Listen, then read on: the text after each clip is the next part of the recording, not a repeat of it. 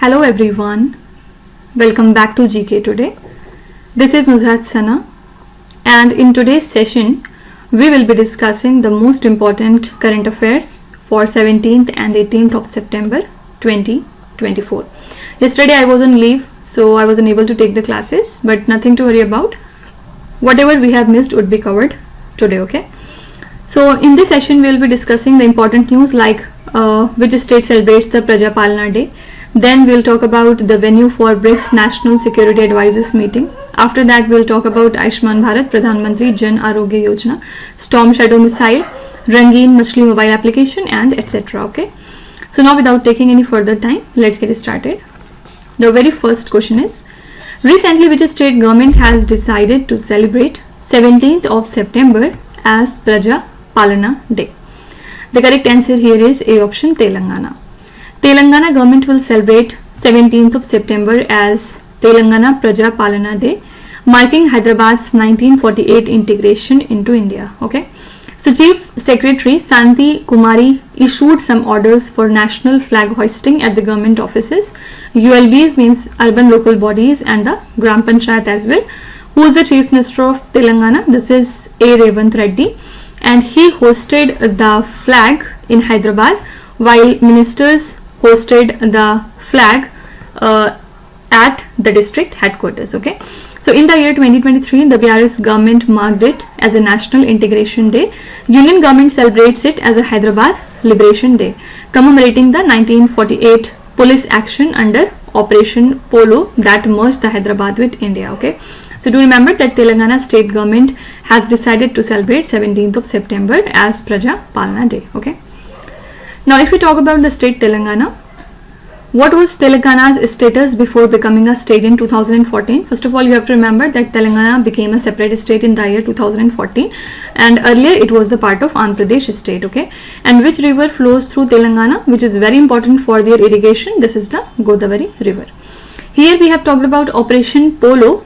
So who led the Operation Polo on behalf of Indian government? This is Major General J.N. Chaudhary. Okay, he led the Operation Polo, and the basic aim here was to integrate the Hyderabad into India, and it took place in September in the year 1948. The operation lasted for 5 days, and finally it resulted in the annexation of Hyderabad into the Indian Union. Fine. You can be asked that what was the primary reason for launching Operation Polo in 1948? So basic purpose was to annex the princely state of Hyderabad into India. And which military force primarily undertook Operation Polo? This was Indian Army. Okay. Now moving to the next question. Recently India successfully test fired the vertical launch short range surface to air missile at which place? The correct answer here is B option, Chandipur in the state of Odisha. So basically Indian Navy and DRDO successfully tested the vertical launch short range surface to air missile on 12th of September at Chandipur Islands in the state of Odisha. Okay, don't forget that this is the second missile test of DRDO following the Agni 4 trial on 6th of September this year only.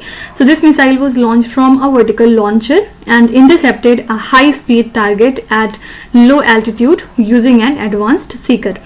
So this missile will replace the Barak 1 missile of Israel, and it will be produced by Bharat Dynamic Limited.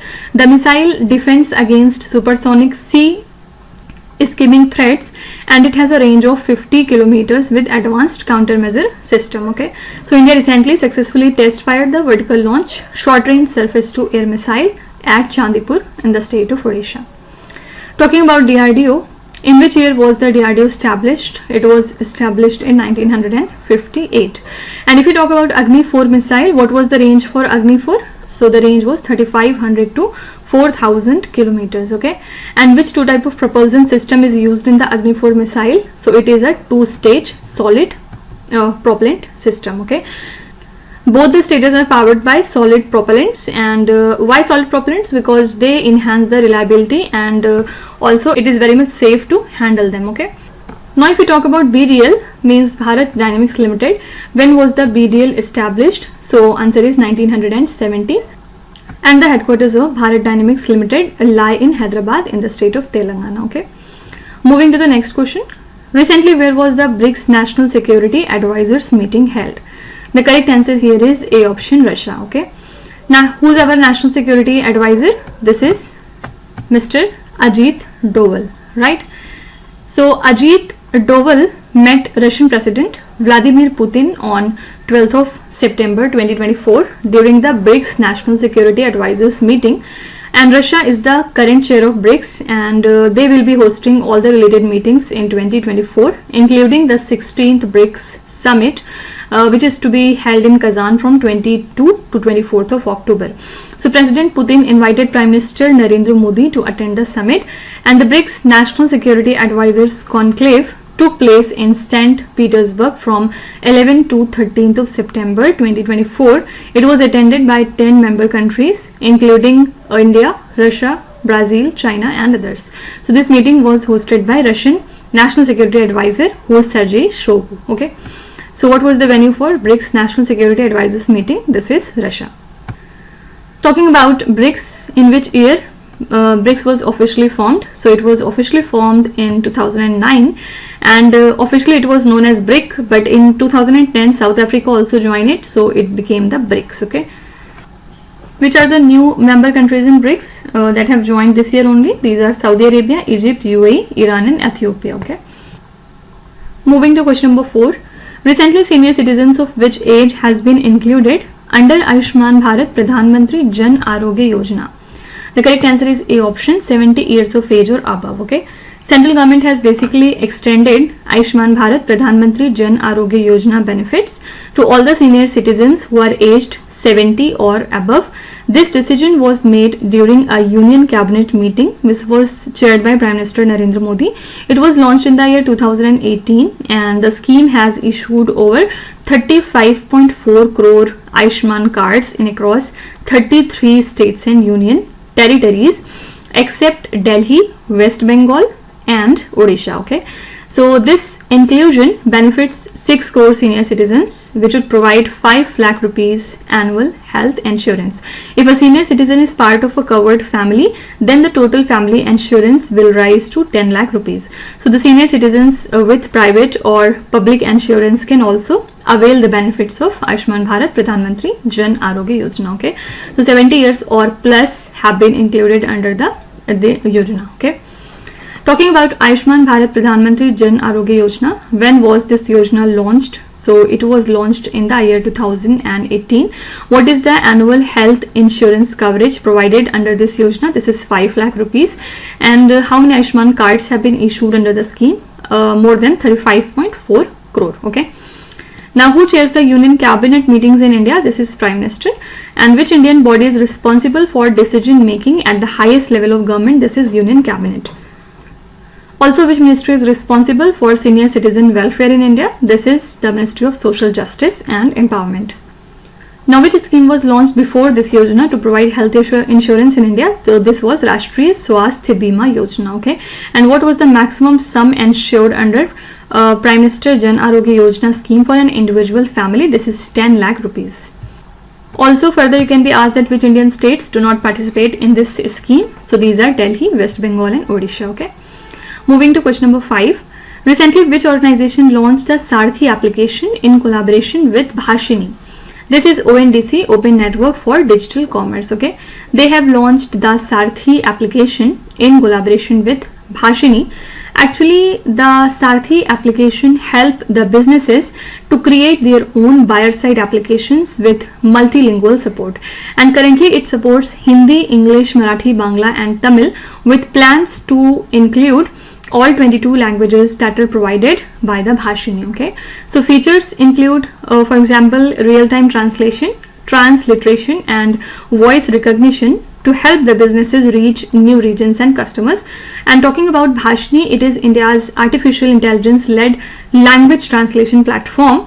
Basic aim here is to provide easy internet access and digital services in the Indian languages. So it offers artificial intelligence and NLP resources, means natural language processing resources, to the MSMEs, startups, and innovators. Fine. So recently, ONDC, means Open Network for Digital Commerce, has launched Saarthi application in collaboration with Bhashini. Now, which country initiated the ONDC project? This is the country India. What is the primary objective of ONDC? Primary objective is to democratize digital commerce by enabling the small businesses and enterprises. And which regulatory body oversees ONDC? This is DPIIT, Department for Promotion of Industry and Internal Trade. And DPIIT works under India's Ministry of Commerce and Industry. Okay. Moving to next question. Storm Shadow missile recently seen in the news is jointly developed by which two countries? These two countries are B option, United Kingdom and France. Okay. Actually, United Kingdom has allowed the country Ukraine to use the Storm Shadow cruise missiles against the Russian targets. That's why it came into news. Fine. So Storm Shadow is a long range air launched cruise missile with low observance, and it was jointly developed by UK and France. This missile has been designed to hit high value stationary targets like air bases, radar stations, etc. It is used by the air forces of countries like Egypt, India, Italy, Greece, Saudi Arabia and UAE. Okay. So Storm Shadow missile is jointly developed by two countries, UK and France. Why it came into news? Because UK has allowed the country Ukraine to use these missiles against Russia. Okay. Now if we talk about Storm Shadow cruise missile, what is the maximum range of these missiles? Maximum range is nearly 560 kilometers. And who are the primary developers of these missiles? These are UK and France. Fine. What is the capital city of Ukraine country? This is the Kiev. And which sea borders Ukraine to the south? This is Black Sea. One last question is, what is the primary air launched missile used by the Indian Air Force? This is BrahMos A. Okay. Moving to question number 7. Recently, R. Ravindra has been appointed as India's ambassador to which country? The correct answer is A option, Iceland. The Ministry of External Affairs has appointed Mr. R. Ravindran as the next ambassador to the country Iceland, and he has served in various organizations and locations throughout his career. He is an IFS officer from the 1999 batch. Currently, he is India's Deputy Permanent Representative at the United Nations. Okay, so R. Ravindran has been appointed as India's ambassador to the country Iceland. Now, in which year was the Ministry of External Affairs established in India? It is 1946. Which body of Ministry of External Affairs handles the cultural diplomacy? It is ICCR, means Indian Council for Cultural Relations. Okay. Now can you tell me who can appoint an ambassador? This is the president of the host country. Only he can appoint an ambassador to another country. Okay. And what immunity does an ambassador have? So he has or have diplomatic immunity. After that, if you talk about Iceland country, what is the capital city of Iceland? It is the Reykjavik. And what unique geological features is Iceland known for? It is known for the volcanoes, right? And where are the headquarters of United Nations lie? They lie in New York City. Which United Nations body handles the peacekeeping missions? This is United Nations Security Council. Moving to question number 8. Which ministry recently launched the Rangin Machli mobile application? The correct answer is C option, Ministry of Fisheries, Animal Husbandry and Dairying. Union Minister for Fisheries has launched the Rangin Machli application, and it has been developed by Indian Council of Agricultural Research, Central Institute of Freshwater Aquaculture, with support from Pradhan Mantri Matsya Sampada Yojana. Okay, so this application offers multilingual information on the ornamental fish species in 8 Indian languages. Also, it helps the users to find nearby aquarium shops and supports the local businesses by connecting the users with reliable fish sources. Okay, so ornamental fish farming includes raising the colorful, attractive fish in confined aquatic systems. Popular indigenous ornamental fish species are, for example, loaches, eels, barbs, catfish, goby and clownfish. Okay, so Rangin Machli mobile application has been launched by Ministry of Fisheries, Animal Husbandry and Dairying. Now, which country is the largest exporter of ornamental fish? This is the country Singapore. And if you talk about Central Institute of Freshwater Aquaculture, when was this body established? Answer is 1949. The headquarters lies in Bhubaneswar, India. Okay, and which research area is prominent at this institute? Answer is freshwater aquaculture technologies. Now, if you talk about Pradhan Mantri Matsya Sampada Yojana, when was this scheme launched in India? Answer is 2020. And which ministry oversees the Pradhan Mantri Matsya Sampada Yojana? This is Ministry of Fisheries, Animal Husbandry and Dairying. How many Indian languages does Rangin Machli application support? This is 8 language. Okay, which organization developed this application? Answer is Indian Council of Agricultural Research Body, Central Institute of Freshwater Aquaculture. And what primary function does the Rangin Machli application serve? So it offers information on ornamental fish species and connects the users with local aquarium shops. Okay. Now moving to question number 9. Recently, where was the 4th Akhil Bhartiya Rajbhasha Sammelan organized? The correct answer here is C option, New Delhi. Union Home Minister Amit Shah has addressed the inauguration of the official language Diamond Jubilee celebrations and the 4th Akhil Bhartiya Rajbhasha Sammelan in New Delhi on 14th of September. This event marked 75 years of Hindi as an official language, and it is organized by the Department of Official Language. So he has launched the Diamond Jubilee special issue of Rajbhasha Bharti, a commemorative stamp, a coin, and present the awards. So this event also includes the launch of Bhartiya Bhasha Anubhag, and this Sammelan continues the tradition of celebrating Hindi Divas and promoting the Indian languages as initiated in the year 2019. Okay. So what was the venue for 4th Akhil Bhartiya Rajbhasha Sammelan? This is New Delhi. Now talking about the Hindi Divas, when was the first Hindi Divas celebrated? So first time it was observed in 1953. And which article of Indian Constitution designates Hindi as an official language? This is article number 343. Now moving to the last question. Which day is celebrated as Hindi Divas in India? So Hindi Divas is celebrated on 14th of September every year. Hindi Divas honors Hindi as one of India's official languages. And this date marks the anniversary of the 1949 decision by India's Constituent Assembly to adopt Hindi in Devanagari script as the official language. The celebration has roots in the 1918 formation of the Hindi Sahitya Sammelan, which advocated for Hindi as a national language, and the first Hindi Divas was observed in the year 1953. Basic aim here is to promote Hindi and unite India's diverse linguistic and cultural regions. So in the year 2024, we celebrated the Hindi Divas on Saturday, means on 14th of September. Okay, so Hindi Divas is celebrated annually on 14th of September. The questions you can be asked are: what is the primary aim of celebrating Hindi Divas? Basic aim is to promote Hindi unity. And which assembly adopted Hindi as an official language of India? This is the Constituent Assembly. Who was the chairman of Constituent Assembly? This is Dr. Rajendra Prasad. And when did the Constituent Assembly of India first meet? This is 9th of December in 1946. And in which year did the Constituent Assembly adopt the Constitution? This is the year 1949. Okay. Talking about the Hindi Sahitya Sammelan, when was it formed? It was formed in 1918. And who was the founder of Hindi Sahitya Sammelan? This is Madan Mohan Malviya. Okay. And where was the first Hindi Sahitya Sammelan held? It was held in Prayagraj in Allahabad basically. It began in 1910 so as to unite the Hindi language scholars. Okay. So these are the most important 10 current affairs for today.